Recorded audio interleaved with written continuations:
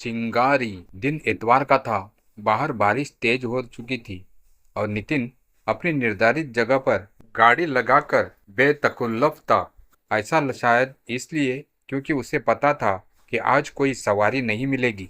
वह जानता था इस मूसलाधार बारिश में कोई अपने घर से निकलना नहीं चाहता। कहने को वह एक बड़े शहर में रहता है, लेकिन यह बड़ा शहर भी बरसात के आगे अपने घुटने टेक देता है और इसकी सारी भागदौड़ थम जाती है। देखते ही देखते इतना बड़ा शहर बारिश के सामने बहुत छोटा नजर आने लगता है। नितिन जिस शहर समाज से हारा था, उसका यूं मामूली सी बरसात जैसी चीज से हार जाना नितिन को एक अलग किस्म की संतुष्टि देता है। बारिश की बूंदें गाड़ी की छत पर गिरती है तो यूं आवाज होती है जैसे किसी ने दूर से कोई पत्थर फेंका हो। उधेड़ उम्र में हर आदमी के पास दो ही चीजें रह जाती है, बीती हुए दिनों का सुख और आने वाले कल की जिम्मेदारियों का बोझ। आज दोनों के बीच कहीं खो जाता है और ढूंढे नहीं मिलता। वह कई बार जोड़ भाग कर चुका था, पर दहेज की रकम है कि पूरी नहीं होती। उसने देर रात तक टैक्सी चलाना भी तो इसलिए ही शुरू किया था कि जैसे तैसे जोड़ तोड़ कर बस दहेज की रकम इकट्ठा कर ले। लड़का एक बड़ी कंपनी में बाबू है और तनख्वाह के ऊपर भी काफी कुछ कमा लेता है। यह रिश्ता हाथ से जाना नहीं चाहिए, माँ का हुक्म था। लेकिन माँ, नीतू का यह आखिरी साल है, फिर इसकी डिग्री भी पूरी हो जाएगी। साल दर साल यह कॉलेज टॉप करती आई है। शादी की इतनी जल्दी भी कहाँ है। बस इसी तरह जो बीत गया था उसका तमगा किसी गाली की तरह माथे पर लगा दिया जाता और उसकी पहचान को उसी तमगे में सिकोड़ दिया जाता। कुछ गलतियां ऐसी होती है जिन्हें माफ किया जा सकता है, जिन्हें माफ कर देना चाहिए। खैर, एक तरफ माँ, बाकी का परिवार, वह समाज, और दूसरी तरफ केवल नीतू और समाज से हरा हुआ नितिन। पलड़ा किस तरफ झुकेगा यह बताना सरल था। यह सब सोचते हुए एकाएक नितिन का दम घुटने लगा।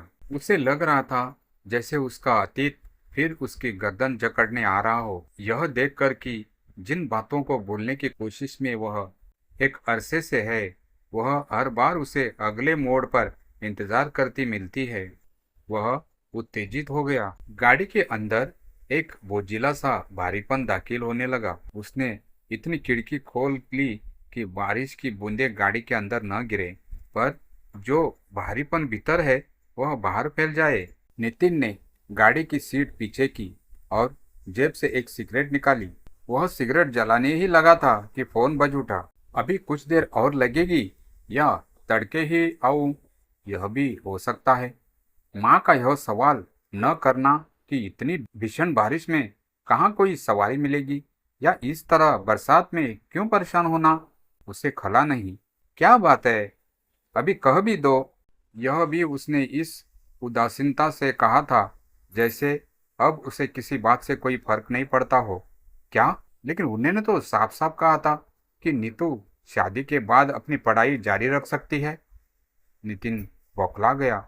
माँ उससे कुछ और देर तक बातें करती रही। वह बातें उसके कान पर रेंगी लेकिन भीतर प्रवेश न कर सकी। उसे अब केवल इस बात की फिक्र थी कि नीतू जैसी समझदार भी समाज के नियम तले दब जाएगी। नीतू के लिए जिस उज्जवल भविष्य की कामना उसने की थी वह उसे धूमिल होती हुई नजर आने लगी। माँ की बातें जैसे ही खत्म हुई, नितिन ने तिलमिलाकर फोन रख दिया। एक बड़ी गाली उसके मुंह से लड़के के बाप के लिए निकली। उसने कुछ गुस्से से सिगरेट जलाई और धीरे धीरे लंबे कष्ट खींचने लगा। उसे महसूस हुआ कि यदि उसकी पिछली नौकरी न छुटी होती तो शायद आज स्थिति कुछ और होती। अब नितिन अपनी बात रखता भी तो उसे तानों से चुप करा दिया जाता। उसका वापस अपना जीवन पटरी पर लाना, खुद की एक टैक्सी कर लेना किसी को दिखाई नहीं देता। सिगरेट खिड़की से बाहर फेंक नितिन ने अपने वॉलेट की जेब से अपनी पिछली कंपनी वाला ई कार्ड निकाला। उस पर यूं हाथ फिराया जैसे अपने पुराने दिनों को सहला रहा हो। वह दिन जो उससे छीने जा चुके हैं, उन पर अपना अधिकार दोबारा इख्तियार कर रहा हो। वह खुद में ही गुम था कि खिड़की पर किसी ने दस्तक दी।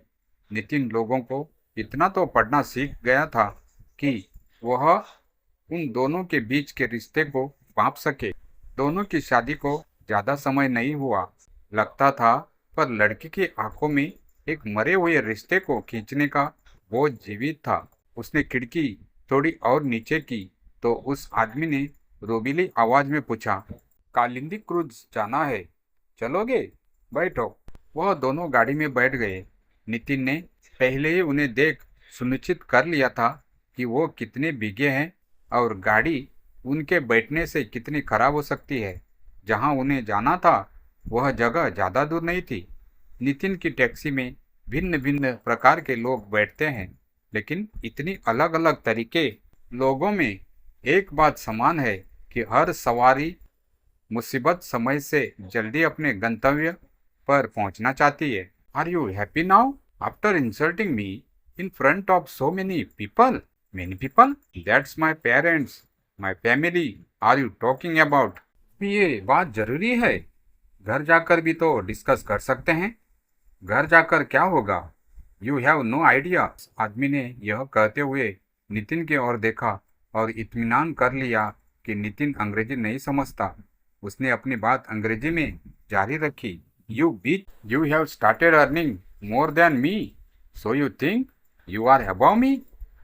आई should not have allow you to work in the first place. उसकी आवाज़ द्वेष से लबलबा थी और जरूर जहर की तरह उस लड़की के भीतर उतरी होगी, जिसने उसे भीतर से पूरी तरह झुलसा दिया होगा। वह जरा धीमी आवाज में बोली, what are you saying? What about all those talks about equality and everything? फिर जैसे उसने किसी तरह खुद को थामा और बोली, let's not create a scene here. Scene? हम हमेशा सीन कहाँ क्रिएट हो रहा है इसकी चिंता में रहते हैं, भले ही सीन में कितना घिनौना सच उबल रहा हो। इससे परे हमारा वास्ता होता है केवल इस बात से कि कौन यह सीन करते हुए हमें देख रहा है। उस लड़के का वही बर्ताव कायम था। उसने उसी लहजे में कहा, you still, don't tell me what to do. फिर एक गहरी चुप्पी गाड़ी में गहरा गई। नितिन यूं ही गाड़ी चलाता रहा, जैसे उसने कुछ न देखा न सुना हो। उनके उतरने की जगह आ गई। वह आदमी तेजी से उतर पैरों से जमीन ठोकता हुआ चला गया। वह लड़की जरा एक मिनट ठहरी, जैसे किसी बड़ी कयामत के लिए खुद को तैयार कर रही हो। उसने अपने बैग से बटुआ निकाला और नितिन को किराया चुकाया। फिर बिना नितिन को देखे ही उतरी और बड़े धीमे कदमों से आगे बढ़ गई। नितिन काफी देर तक वहीं खड़ा रहा। फिर वह पास वाले स्टैंड पर गाड़ी लेकर पहुंच गया और एक सिगरेट जला दी। जो कुछ घटित हुआ वह अपने साथ एक बिजली लेके आया था जो नितिन के भीतर पौंध रही थी। एक क्षणिक चिंगारी में भी कितनी ताकत होती है यह उसने आज जाना। धीरे धीरे अपनी सिगरेट खत्म कर उसने अपनी पत्नी को फोन किया, नीतू की शादी हम अभी नहीं करेंगे। दोस्तों, आपको यह कहानी कैसी लगी हमें कमेंट अवश्य करें। साथ ही वीडियो को लाइक करके मेरे चैनल कहानी कुंज वॉइस को सब्सक्राइब जरूर करें। धन्यवाद।